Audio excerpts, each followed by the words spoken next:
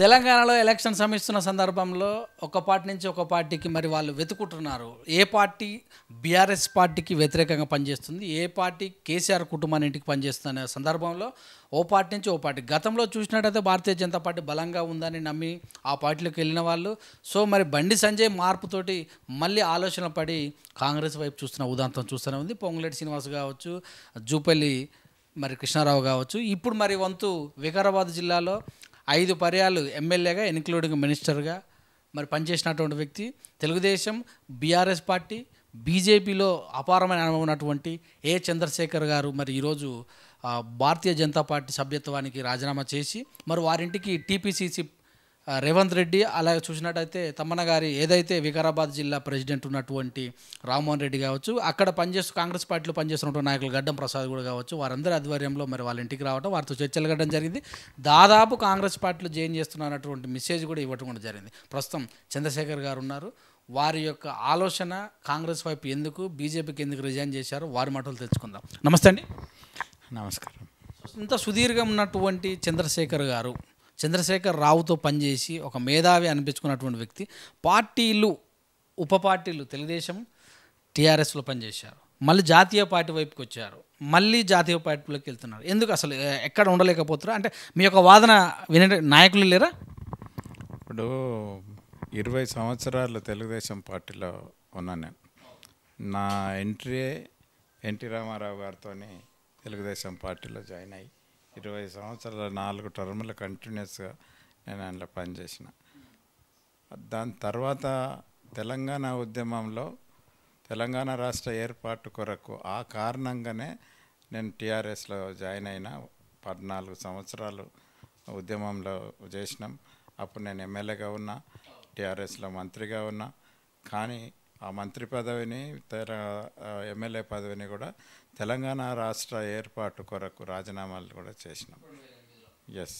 చేసిన తర్వాత తెలంగాణ వచ్చిన తెలంగాణ లోపల కేవలం చిన్న థ్యాంక్స్ చెప్పుదాం సోనియా గాంధీకి అన్న మాట మీద కేసీఆర్ గారు రిఫ్యూజ్ చేసేస్తే నేను సోనియా గాంధీకి థ్యాంక్స్ చెప్పి ఆమె పార్టీలో చేరినాం.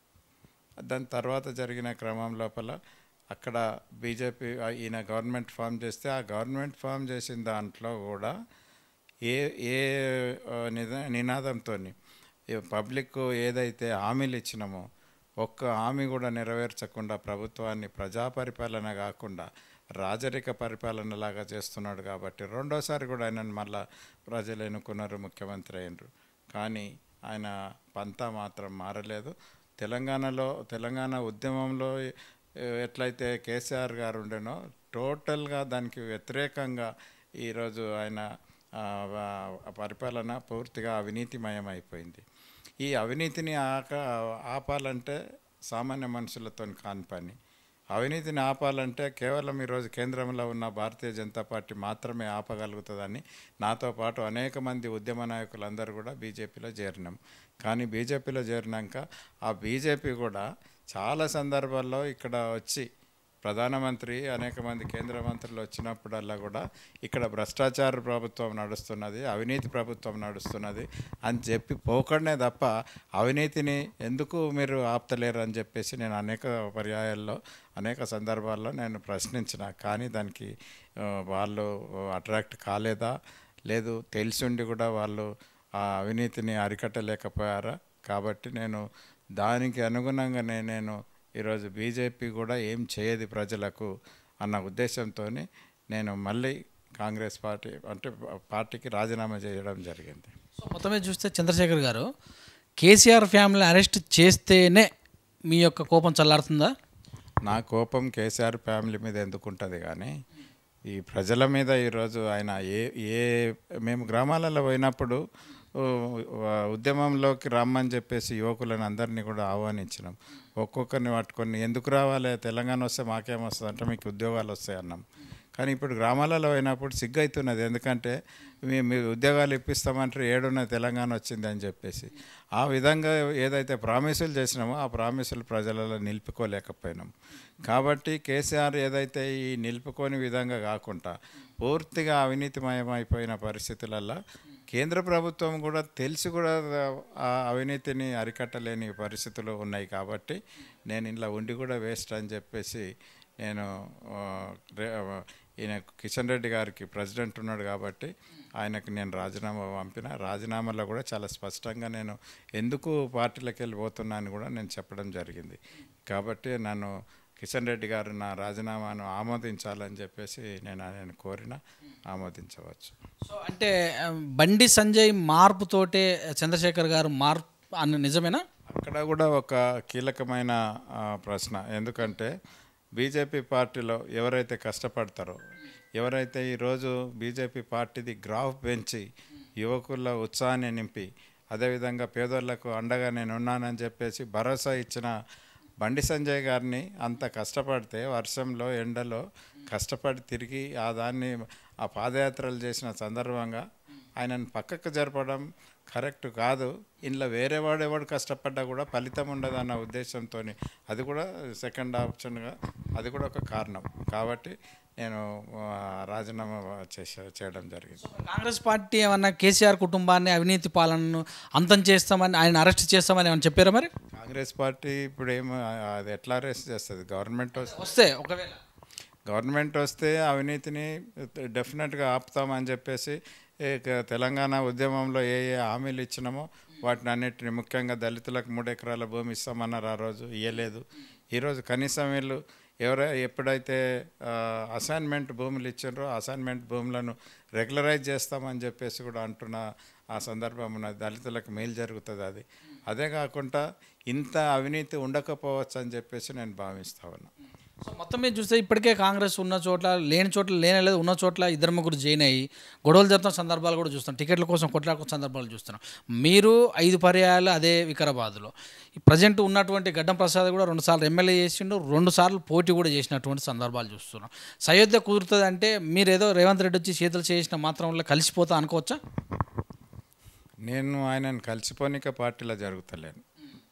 ఫ్రెండ్లీగా పార్టీలకు వస్తున్నాం కాబట్టి కలిసి ఉండాలి అనేది ఆలోచన తప్ప, లేకపోతే ఆయనను తీసేసి నాకు కాంగ్రెస్ పార్టీ టికెట్ ఇవ్వమని చెప్పేసి కూడా నేను అడుగుతలేను. నేను ఆంధ్రప్రదేశ్కే మంత్రిగా పనిచేసిన. ఏడ అవకాశం ఉంటే ఆడ ఒక పార్టీ గుర్తించి చంద్రశేఖర్ సార్ ఈడ ఉంటే ఆ పార్టీ బాగుపడుతుంది, ఆ పార్టీ గెలుస్తుందని చెప్పి వాళ్ళు భావిస్తే అక్కడ నేను పోటీ చేయడానికి తయారు. కానీ కాంట్రవర్షియల్గా నేను పోవాలని చెప్పేసి ఆలోచన అయితే నాకు లేదు. మిమ్మల్ని కూడా నమ్ముకొని చాలామంది ఉంటారు. ఎందుకంటే మీరు మినిస్టర్గా చేశారు కనుక వికారాబాద్లో గ్రామ సర్పంచులు కావచ్చు, వార్డు మెంబర్లు కావచ్చు, ఎంపీటీసీ, జడ్పీటీసీ, ఏదైనా సరే బ్యాంకు కోఆపరేషన్ మెంబర్స్ కూడా ఉంటారు. వాళ్ళు కూడా మీరు ఉన్నట్టు మాకు ఒక పదవి వస్తుంది గెలిచే వాళ్ళు ఉంటారు. మరి ఇద్దరు ఒక దగ్గరికి అయినప్పుడు సందర్భం ఏంది? దానికి ఒక సొల్యూషన్ చెప్పినాం. నేను పార్టీలో జాయిన్ అయితే, కాంగ్రెస్ పార్టీలో జాయిన్ అయితే వికారాబాద్లో నేను 25 సంవత్సరాలు నేను కంటిన్యూస్గా ఎమ్మెల్యే ఉన్న, మంత్రి ఉన్నా కాబట్టి నా కార్యకర్తలు, నా నాయకులు, నన్ను నమ్ముకున్న నాయకులు ఉంటారు.